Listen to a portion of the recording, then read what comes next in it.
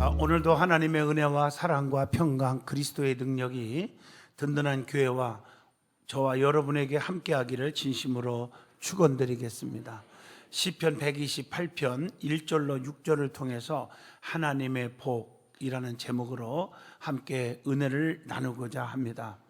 하나님께서는 자기 백성, 즉 택한 백성, 선민, 성민 이렇게 말하죠. 그들을 사랑하십니다. 성경을 보면요, 하나님도 인격적으로 우리를 대하십니다. 팔이 안으로 굽는 것처럼 하나님도 자신의 백성들만을 사랑하십니다. 수많은 기적이 일어나지만 자기 백성들을 위한 기적이고 이방인들은 기적을 주지 않습니다. 홍해바다를 갈라놓은 기적 속에서도 자기 백성들은 다 건너서 건지게 하지만 오랑캐들은 다 물로 수장시켰습니다. 하나님의 법궤가 가는 곳마다 자기 백성들에게는 축복의 기적들이 일어났지만 블레셋 사람들이 그걸 뺏어갔지만 그들이 가는 곳마다 독종으로 다 죽어가는 저주가 임하고 말았습니다. 여러분, 하나님은 누구든지 축복하는 분이 아닙니다. 자기 백성을 축복합니다. 그래서 너 하나님의 사람아 이렇게 말하고, 우리는 하나님의 사람, 하나님의 자녀가 되는 것이 얼마나 중요한지 모릅니다. 그래서 이사야 43장 1절에 보면 야곱아 너를 창조하신 여호와께서 지금 말씀하시느니라. 이스라엘아 너를 지으신 이가 말씀하시느니라. 너는 두려워하지 말라. 내가 너를 구속하였고 내가 너를 지명하여 불렀나니 너는 내 것이라. 이렇게 지금 말씀하고 있습니다. 열방 가운데 지명하여 불렀어요. 그래서 너는 내 거란 말이에요. 나만 사랑하라. 너는 내 거니까 나만 사랑하면 내가 너를 책임져 주겠다는 거예요. 책임져 주신다는 그분은 전능하신 분이에요. 전지하신 분이에요. 무소부재하신 분이에요. 모든 걸 다 할 수 있는 능치 못함이 없는 능력의 하나님인 줄로 믿습니다. 그래서 하나님만 사랑하면 하나님께서 자기 백성들을 책임져 주시는 거예요. 어떻게 책임져 줍니까? 이사야 43장 2절로 3절에 네가 물 가운데로 지날 때에 내가 너와 함께 할 것이라. 강을 건널 때에 물이 너를 침몰하지 못할 것이며 네가 불 가운데로 지날 때에 타지도 아니할 것이요 불꽃이 너를 사르지도 못하게 하리니 대전하는 여호와 네 하나님이요 이스라엘의 거룩한 이요 네 구원자이심이라. 내가 애굽을 너희의 속량물로 구스와 스바를 너를 대신하여 주었노라. 중요한 것은 하나님의 백성이 되는 것입니다. 성경을 보면 하나님께서는 즉 안에 들어오는 자들을 보호하시고 축복해 주신 것입니다. 문설주에 양의 피를 발라 그 안에 들어오는 자들을 출애굽기 12장 23절 다 살려주셨습니다. 여호수아 2장 21절에 붉은 줄을 내걸어 그 안에 들어온 주의 종을 목숨 걸고 지켜주었던 라합의 가족만을 살렸습니다. 베드로전서 3장 20절 방주 안에 들어온 노아의 8식구만 살렸습니다. 오늘 여러분 주님 안에 있는 자가 되기를 바랍니다.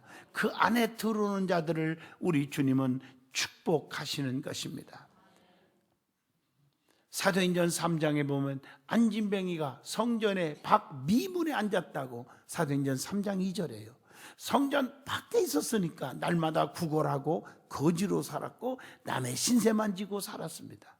그러나 그 속에 베드로와 요한을 통해서 예수 그리스도가 딱 들어가니까 성전 안으로 들어옵니다. 사도행전 3장 8절입니다. 그래서 이제부터 남의 신세 안 져도 됩니다. 거짓 노릇 안 해도 됩니다. 불구자 노릇 안 해도 되게 되어 있습니다. 모든 게 다 해결해 버렸습니다. 하나님께 영광을 돌렸습니다. 성전 안으로 들어오는 자가 되어야지 밖으로 방황하면 안 된다는 것입니다.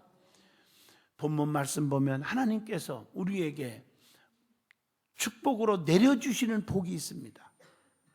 오늘 본문 말씀을 통해서 이 말씀을 중심으로 하나님의 복이라 하는 제목으로 저와 여러분이 깊은 은혜 받는 시간 되어지기를 바랍니다.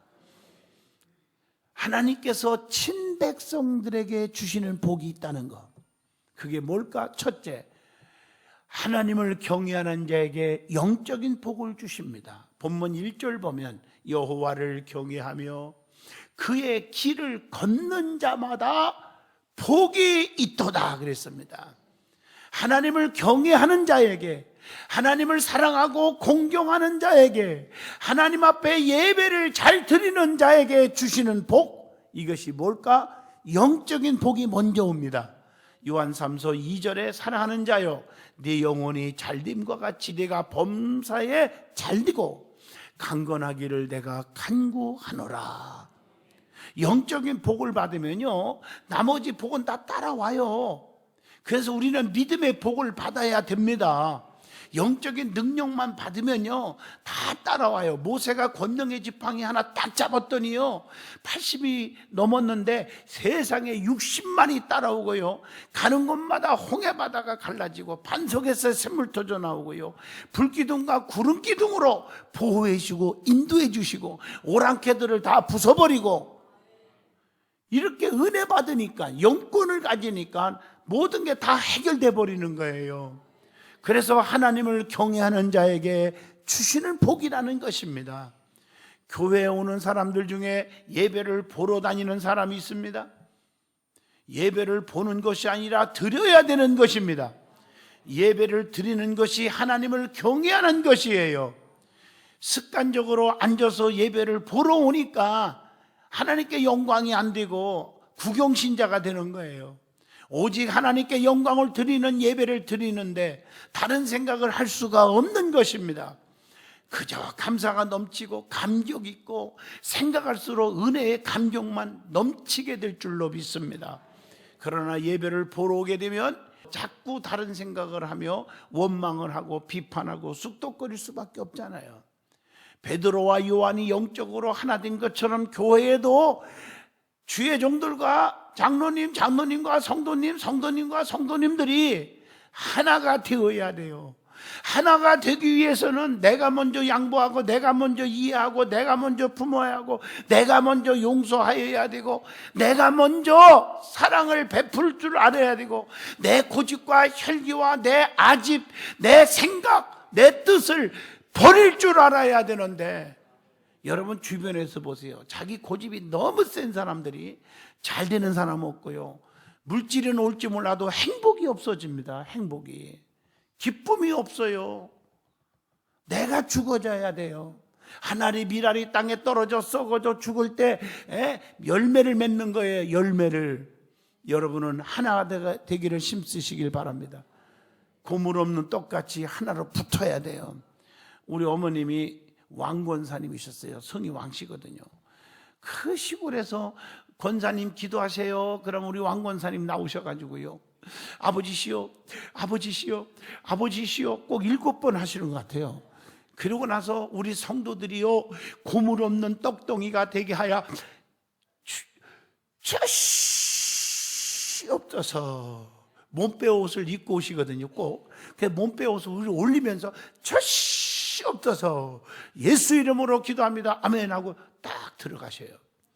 제가요 뒤에 앉았기가 얼마나 민망한지, 우리 어머니 할 얘기가 없어서 꼭 해필은 맛도 징그럽게 없는 고물 없는 떡이 되게 해달라고 그러는지 그러는데, 은혜 생활하고 목사가 되어 보니까 우리 어머님의 기도가 최고의 기도예요. 고물 없는 떡 아무리 잘라놔도 붙으면 또 붙으면 네 것이 내 것이냐, 내 것이 네 것이냐. 내가 너희에게 새 계명을 주노니 서로 사랑하라. 붙어야 하지 않겠어요? 하나님께서는요 자기 백성을 축복합니다. 하나님께로 붙어있는 자를 축복합니다. 그 중에서 하나님을 경외하는 자에게 영적인 복으로 축복하십니다. 살인죄, 강도죄, 도둑질 이런 것보다 더 무서운 죄 중에 죄가 뭔지 아세요? 하나님을 믿지 않는 죄입니다. 하나님을 경외하는 것이 얼마나 중요한지, 하나님을 경외하지 않는 죄가 얼마나 무서운지 아셔야 합니다. 그러므로 하나님을 경외하는 자는 예배를 보러 오는 것이 아니라 하나님께 예배를 드리러 오는 것입니다. 트러블 메이커가 아니라 피스 메이커가 돼야 돼요. 하나님이 딱 보실 때 둘로 딱 나눠서 본단 말이에요. 성경에 나오잖아요. 쭉정이와 가라지가 아니라 열매와 알곡이란 말이에요. 알곡. 예? 이걸 원하는 거예요. 미련한 다섯 처녀가 아니라 슬기로운 기름 준비한 다섯 처녀로 살아야 하지 않겠냐 이 말이죠. 염소같이 아니라 불순종하는 게 아니라 양같이 무조건 순종하는 성도가 되어야 하지 않겠습니까? 두 번째, 하나님의 백성에게 생업의 복을 주십니다. 본문 2절에 내가 네 손이 수고한 대로 먹을 것이라 내가 복되고 형통하리로다. 여러분, 손이 수고한 대로 먹는 것이 생업의 복이에요. 어떤 분은 손이 막 이그러지고요, 막 손이 막 다 부르트고 열심히 일을 했는데 얻어지는 게 없어요.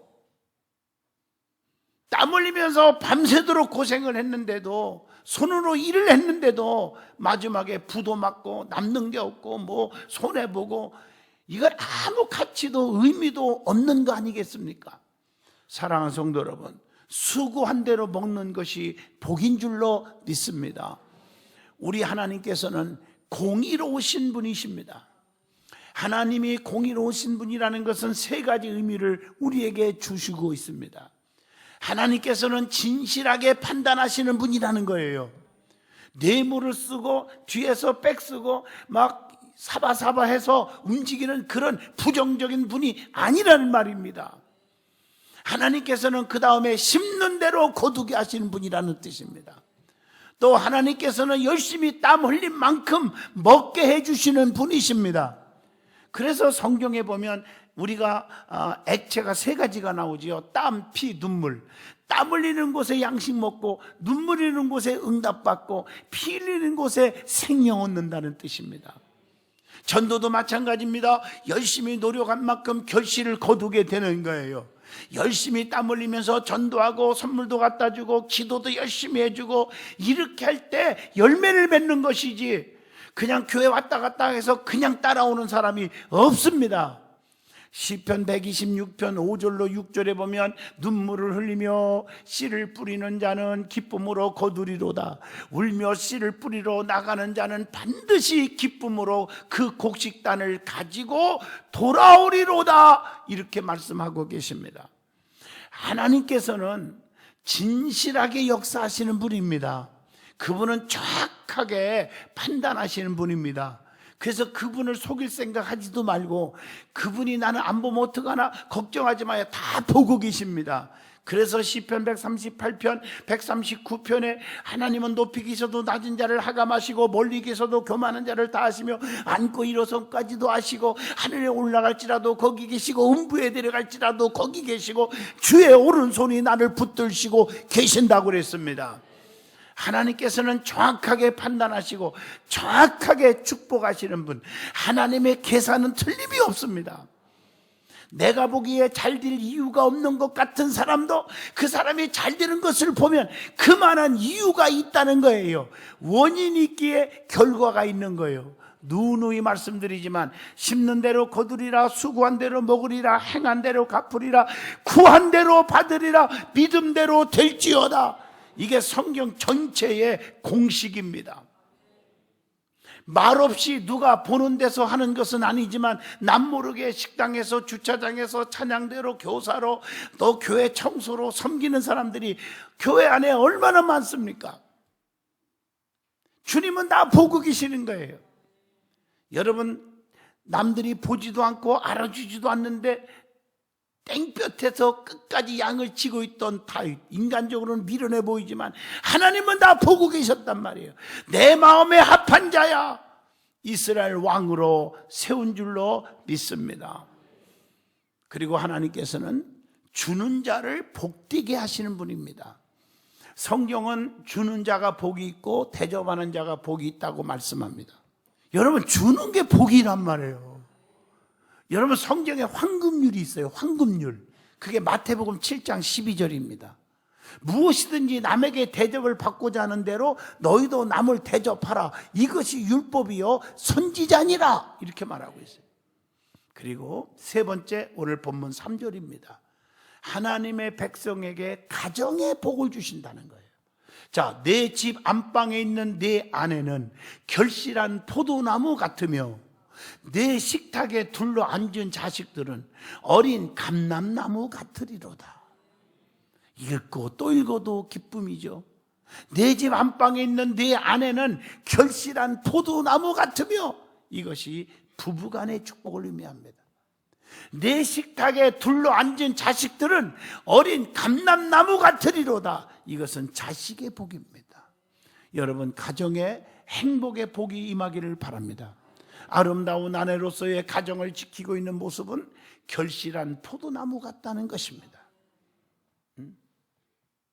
자식은 어린 감람나무 같다고 했는데, 이 감람나무는요, 모든 나무 중에 정말 필요로 하고 요긴하고 가치가 있는, 또 약방의 감초 같은 것입니다. 여러분의 삶에 정말 필요하고 요긴한, 쓸모있는, 가치 있는, 의미가 있는, 보람 있는 자녀들이 되는 복이 있는 것입니다. 네 번째는 하나님의 백성에게 신앙의 복을 주신다고 본문 5절에 말씀하고 계십니다. 시온에서 복이 있다는데, 시온 예루살렘은요, 오늘날에는 교회를 의미합니다. 하나님의 택한 백성의 복을 말할 때 시온의 복과 예루살렘의 복을 이야기할 때가 많아요. 시편 122편 6절 여러분 달달 외우지요. 예루살렘을 향하여 평안을 구하라. 예루살렘을 사랑하는 자는 형통하리로다. 다시 말하면 교회에서 통해서 형통의 복을 주는데, 교회 생활 잘하는 자가 누구냐? 교회 안에서 피스메이커라는 거예요. 교회를 향해서 피스메이커가 되라는 거예요. 평안을 위해서 힘쓰고 기도하라는 거예요. 그게 교회를 사랑하는 자다. 그래서 진짜 사랑하는 것은 트러블메이커가 아니라 피스메이커가 되는 거예요. 그래서 화평케 하는 자는 복이 있나니 하나님의 아들이라 일컬음을 받을 것이니라. 그런 사람에게 하나님께서 형통하는 복을 주신다는 거죠.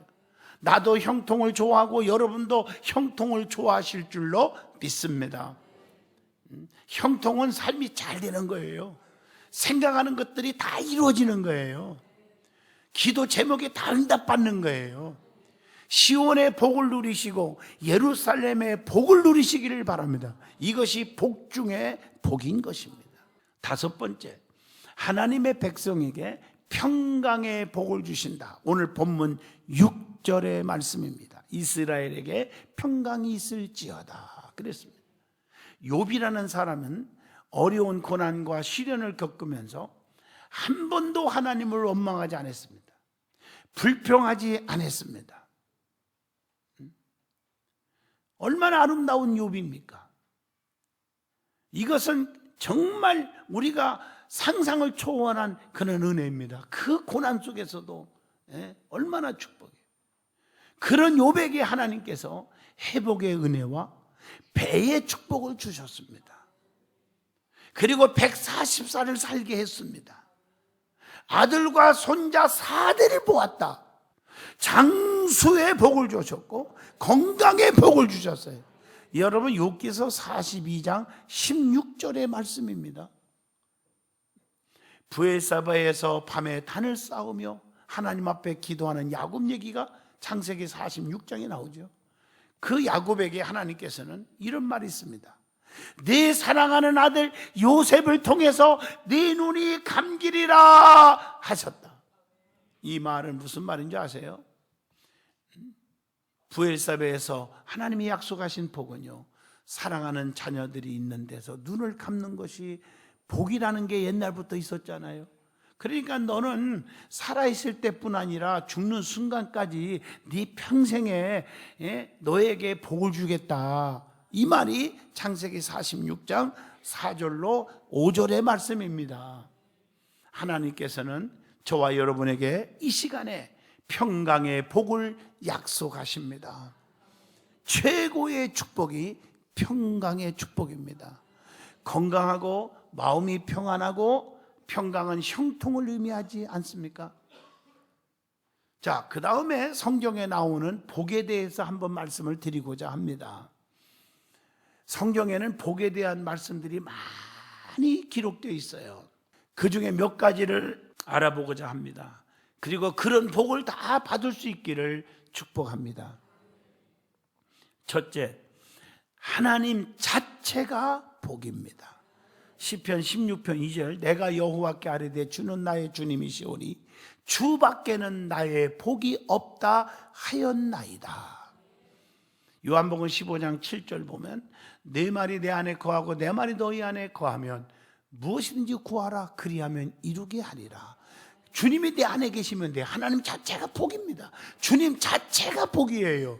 그것이 디모데전서 1장 11절, 디모데전서 6장 15절에도 기록되어 있습니다. 복은요, 하나님께서 주시는 거예요. 내가 달라간다고 오는 게 아니에요. 복은 하나님께서 우리에게 주셔야만 받는 거예요. 내가 아무리 받으려고 해도 안 되는 거예요. 그래서 에레미야 33장 3절에 사람 붙잡지 말고 너는 내게 나와 부르짖어라 그리하면 내게 응답하겠고 내가 알지 못하는 크고도 은밀한 일을 내게 보이리라 약속하고 있는 것입니다. 사람을 붙잡으라는 게 아니라 하나님께 구하라는 거예요. 두 번째, 하나님과 가까이 있는 것이 복입니다. 하나님과 가까이 있는 것이 복이고 교회와 가까이 있는 것이 복이고 성도가 가까이 있는 것 자체가 복인 줄로 믿습니다. 주님께서는 내게 가까이 하라 그러면 나도 너희를 가까이 하리라. 내 사랑 안에 거하라 그리하면 나도 너희 사랑 안에 거하리라. 말라기 3장 7절, 요한복음 15장 10절 다 기록되어 있습니다. 하나님께 가까이 하는 것이 복입니다. 시편 73편 28절에 하나님께 가까이 함이 내게 복이라 이렇게 말씀하고 있어요. 우리가 하나님을 가까이 하면 하나님께서도 우리를 가까이 해 주신다는 거예요. 야고보서 4장 8절 보면 하나님을 가까이 하라 그리하면 너희를 가까이 하리라. 죄를 깨끗이 하고 하나님을 가까이 하라는 것입니다. 세 번째, 하나님의 말씀을 가까이 하는 것이 복이라고 하는 거예요. 요한복음 1장 14절입니다. 그래서 여러분 말씀 듣는 이 예배에 이 자리에 앉아있는 자체가 복인 줄로 믿습니다. 이 복의 자리를 안 올라간다. 그 자꾸 사탄이 방해해서 그러는 거예요. 복을 못 받게 하려고. 말씀을 통해서 하나님께서 나와 함께 하신다는 거예요. 말씀을 통해서 하나님을 만나는 축복이 있다고 요한복음 10장 35절에 말씀하고 있습니다. 하나님과 가까이 하시고 말씀과 가까이 하시기를 축복합니다. 말씀을 듣는 예배 시간 절대로 놓치지 말고 예배 시간을 기다리고 사모하는 마음을 가져야 돼요. 신명기 18장 1절로 4절의 말씀입니다. 가버나움의 백부장이 왜 위대합니까? 죽어가는 종 하나가 다 중풍병으로 죽어가는데 주님 앞에 나와서 내 하인을 고쳐달라고 하면서 고쳐주겠다고 그러니까 아닙니다. 여기서 말씀 한마디만 하셔도 내 하인이 낫겠습니다. 그 말씀의 능력을 100% 신뢰하는 거예요. 마태복음 8장 5절로 13절 주님이 얼마나 감동을 먹었습니까? 내가 이스라엘 중에서 너같이 믿음 좋은 사람 처음 봤다. 가라 네 믿음대로 되라. 즉시로 하인이 나으니라. 죽어가는 자가 살았습니다. 말씀을 가까이 하는 것은 그 말씀의 능력을 확실하게 믿는 것입니다. 이 믿음 있는 사람은 절대로 예배를 빠지지 않습니다. 예배를 자꾸 사모합니다. 네 번째, 기도가 복입니다. 여호와께 우리가 기도할 때마다 하나님께서는 우리에게 가까이 해주신다고 야고보서 5장 12절로 13절에 말합니다. 기도하는 자는 하나님을 가까이 하는 자이며 복을 누리는 자임을 신명기 4장 7절을 통해서 압니다. 다섯 번째, 감사가 복입니다. 골로새서 3장 17절 모든 걸 다 주 예수 이름으로 기도하라는 거예요. 그를 힘입어 하나님 아버지께 감사하라 이렇게 말하고 있습니다. 예수님도 요한복음 11장 41절로 43절 보면 나사로를 무덤에서 살릴 때 하나님 나의 기도 들으심을 감사합니다. 그리고 감사 기도한 후에 나사로야 이리 나와라. 죽은 나사로가 살아나온 줄로 믿습니다. 그리고 감사 자체가 기적이고 그 자체가 복이라는 거예요. 그렇기 때문에 대사로전서 5장 16, 17, 18 항상 기뻐하라 쉬지 말고 기도하라 범사에 감사하라 이것이 그리스도 예수 안에서 너희를 향하신 하나님의 뜻이니라 이렇게 말하고 있는 것입니다. 그것이 하나님의 뜻입니다. 뜻. 감사가 넘치면 하나님께서 축복하십니다. 여러분 삶 속에 불평, 원망, 짜증이 다 사라지고 기쁨과 감사의 삶을 사시기를 바랍니다. 입술로 감사, 마음으로 감사, 몸으로 감사, 헌신하는 거죠. 물질로 감사. 어떻든 간에 감사가 넘치는 사람들에게 주님의 은총이 있습니다. 여섯 번째, 찬송이 복입니다. 에베소서 1장 3절 찬송하리로다 하늘에 속한 모든 신령한 복을 우리에게 주시되 그랬습니다. 찬양을 많이 하는 사람들은 거의 얼굴이 펴져 있어요. 찬송을 많이 부르셔야 돼요. 찬송 가운데 하나님의 은혜가 있을 줄로 믿습니다. 시편 22편 3절에 보면 이스라엘의 찬송 중에 계시는 주요 주는 거룩하시니이다 이렇게 말하고 있습니다. 일곱 번째, 하나님 앞에 드리는 제사, 예배가 복이라는 거예요. 요한복음 4장 23절 보잖아요. 영과 진리로 예배할 때가 오나니 곧 이때라 그렇게 말했어요. 신령과 진정의 예배를 통해서 하나님 만나주시는 축복이 임할 줄로 믿습니다. 결론입니다. 하나님께서는 택하신 백성들에게 복을 주시는 분입니다. 우리들 모두는 하나님과 동행하며 하나님께서 주시는 복을 누리고 사시기를 바랍니다. 사람을 의지하지 말고 하나님을 의지하고, 그래서 하나님 자신이 복이고 기도가 복이고 말씀이 복이고 찬양이 복이고 예배가 복이고 감사가 복이고 하나님을 가까이 하는 거라는 사실을 다시 한번 깨달을 수 있기를 바랍니다. 그래서 요한 3서 1장 3절 말씀처럼 하나님의 은총이 넘치기를 바랍니다.